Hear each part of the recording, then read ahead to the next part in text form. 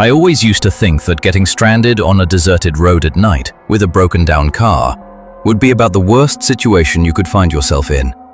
But after what happened to me a few years ago, I realized that sometimes the scariest part is thinking you're completely alone when, in reality, you might not be alone at all.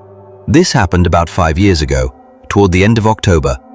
At the time, I was living in North Carolina, and I spent most of my week driving from one town to another for work. That night was no different. I'd finished a job in a small town and needed to drive almost 2 hours back home. I was supposed to take the main highway, but my GPS suggested a shortcut. It was an old state highway that ran between mountains and thick woods. During the day, the road probably wouldn't have seemed all that frightening. But it was around 11:30 at night. Everything around me was so dark that I couldn't see anything on either side of the road except what my headlights illuminated. Every once in a while, tree branches hung over the road in a way that made it feel like I was driving through a tunnel. I wasn't too worried yet. Some quiet music was playing on the radio, and I was just thinking about getting home and going to sleep as soon as possible. Suddenly, a warning light came on across my dashboard. At first, I figured it was some minor issue, but a few minutes later, my car started losing speed. I pressed the gas pedal, but the car wasn't responding like it normally did. Then the engine shook once, and the entire car died. I pulled as far off the road as I could and stopped in what seemed like the safest spot available. I looked around and realized there weren't any houses nearby. No streetlights, no stores, not even another car. I pulled out my phone and checked the signal. 1 bar. Then even that disappeared. I tried starting the engine again. Once, twice, 3 times. Nothing happened. That's when I realized the problem wasn't going to be something simple. I tried calling a friend, but the call wouldn't go through. So I stayed inside the car and kept telling myself that all I had to do was wait until morning. Then I saw a light way down the road. At first, I thought a car was coming.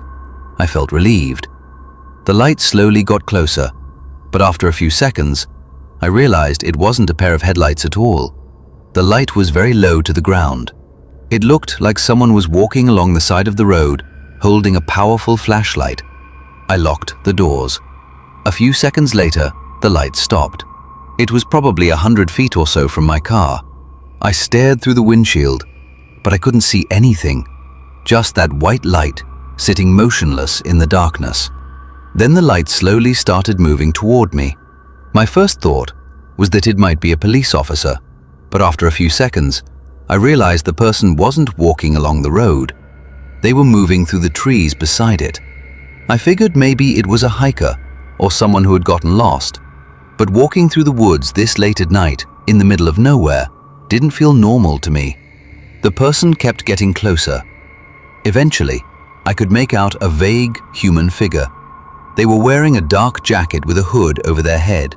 Their face never came into the light. I kept the window rolled up and called out from inside the car, "Do you need help?" The person stopped. They didn't answer. I asked again, "Are you okay?" Still nothing. They just stood there, staring toward my car. The hair on my arms stood up. I was still trying to convince myself that maybe the person was injured, drunk, or had gotten into some kind of trouble. So I pulled out my phone and started recording. I don't know why, but something inside me told me I should have a record of what was happening. As soon as I pointed the camera toward the window, the person lowered their head. Then they slowly crossed the road and disappeared toward the back of my car. I immediately looked in the rearview mirror. I couldn't see them. I waited a few seconds. Then I heard a sound from behind my car. Knock. It sounded like someone had tapped their finger against the body of the vehicle. I froze. Then it happened again. Knock. This time, a little harder. I looked into the rearview mirror again, but there was nothing there. That's when my phone suddenly got a signal back. I immediately tried calling 911. It took several seconds for the call to connect. Just then, I saw a shadow appear across the rear window of my car. I turned around, but there was nothing there. Then the shadow appeared again. This time, I realized someone was standing directly behind my car. I didn't think twice. I locked the doors again and held the phone to my ear, trying to get through to emergency services, but the call wouldn't connect. The screen just kept saying, "calling." Then I heard another sound from the back of the car. It sounded like someone was slowly pulling on the trunk handle, testing it. I held my breath and sat completely still. A few seconds later, I heard it again. Then suddenly, everything went silent, completely silent. I thought maybe the person had finally left, but right then, a notification appeared on my phone. I thought maybe it was something related to the failed 911 call, but the notification was actually from my camera app. The video I'd been recording had been saved. I opened it. For the first few seconds, it was just the dark interior of my car and the road outside the window. Then the hooded person stepped into the frame. I paused the video. Because the person hadn't been in front of my car, they had entered the frame from behind it. I started the video again. The person was standing beside the road. Then they began walking toward my car. But there was one thing in the video that made my stomach drop. The person wasn't holding a flashlight. The light I'd seen coming toward me hadn't been coming from their hand. There wasn't a light source behind them either. Yet there was this strange, faint, white glow surrounding them. I stopped the video. I couldn't make sense of what I was looking at. A few minutes later, I saw headlights in the distance. This time, it really was a car. I turned on my headlights and flashed them several times. The vehicle pulled up and stopped. An older man got out and asked if I needed help. I immediately told him that my car had broken down and that I couldn't get a call through to the police. The man walked around to the front of my car and started looking at the engine. I was still thinking about the person I'd seen earlier. I asked him, "Did you happen to see anyone walking along the road?" He looked at me and said, "Who?" I told him, "A guy wearing a hood. He came up to my car." The older man stayed quiet for a moment. Then he said, "Nobody walks along this road at night." Somehow, that made me even more uncomfortable. He told me he had the number for a towing company in his car, that he could help me. I was about to get out of my car when my phone suddenly got a signal again. This time, the 911 call went through. I told the operator everything that had happened, and they said a police officer would be sent to my location. The older man was still standing in front of my car. Then he said, "If you want, you can sit in my car while you wait." I stared at him. Under normal circumstances, I probably would have agreed.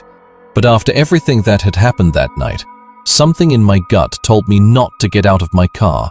So I said, "No, I'll just wait here." He didn't say anything else. A few minutes later, I saw police lights in the distance. I felt relieved. The officer arrived, checked my vehicle first, and then asked me to explain everything that had happened. I told him about the hooded person too. The officer immediately took out a flashlight and started searching the area. After a while, he came back and said, "There's nobody out here." I told him, "I'm absolutely sure I saw someone." Then the officer asked me a strange question. He said, "Did you see the person's face?" I said, "No." Then he asked, "Did they have a vehicle?" I said, "No." "A backpack or anything like that?" "No." "Do you remember anything specific about their shoes or clothing?" All I could say was, "They were wearing a hood." The officer was quiet for a moment. Then he said, "Okay, we'll keep an eye on the area." The police stayed with me until the tow truck arrived. Eventually, my car was towed away. I looked around for the older man because I wanted to thank him, but his vehicle was already gone. I figured he'd simply left. A few weeks later, after my car had been repaired, I drove back along that same road during the daytime. I don't know why I went back. Maybe I wanted to prove to myself that there had been a logical explanation for everything. In daylight, the area looked completely different. On the side of the road, I noticed an old wooden post, and next to it was something that looked like a small memorial plaque. I pulled over and walked closer. The plaque said, "In memory of Daniel R., who died here in October 2019. There was a date written underneath. I pulled out my phone and took a picture. At the time, I didn't know who Daniel was, but when I saw the date, I felt a chill run through me. The incident with me had also happened in October. I told myself it was probably just a coincidence, but I found out something even stranger a few days later. I was watching the video from that night again. This time, I went through the entire thing carefully. In the footage, just before the hooded person walked toward the back of my car, they looked directly toward the camera for a few seconds. I still couldn't see their face clearly, but in the very last frame, their face moved slightly into the light. I zoomed in on it, and then I realized I'd seen that face somewhere before. It was the same face I'd seen in the photograph on the memorial plaque. I sat there staring at my phone screen for several minutes. I don't know if it was actually the same person. The video was so dark that there's no way I can say that for certain, and I've never told anyone that I thought I recognized a dead man's face in that video, because honestly, I don't even know what I saw. Maybe there really was a strange person who came up to my car that night. Maybe they had absolutely nothing to do with the memorial on the side of the road. Maybe the fear and darkness caused my mind to create a connection that wasn't really there.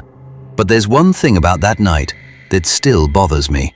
A few months after the incident, I spoke with an older resident who had lived in that area for years. As soon as I mentioned the name of the road, he said, "That road. If your car ever breaks down there at night, stay inside the vehicle." I laughed and asked him, why? He didn't want to say anything else. He just told me, some roads are better during the day. After that, I never drove down that road at night again. Even today, I always keep extra water, a phone charger, a flashlight, a power bank, and some cash in my car, because that night taught me something I'll never forget. When you get stranded somewhere isolated, the biggest mistake you can make is assuming that you're alone. And if your car ever breaks down late at night and someone starts slowly walking toward you out of the darkness, maybe think twice before getting out to ask them for help, because not everyone who approaches you is actually there to help.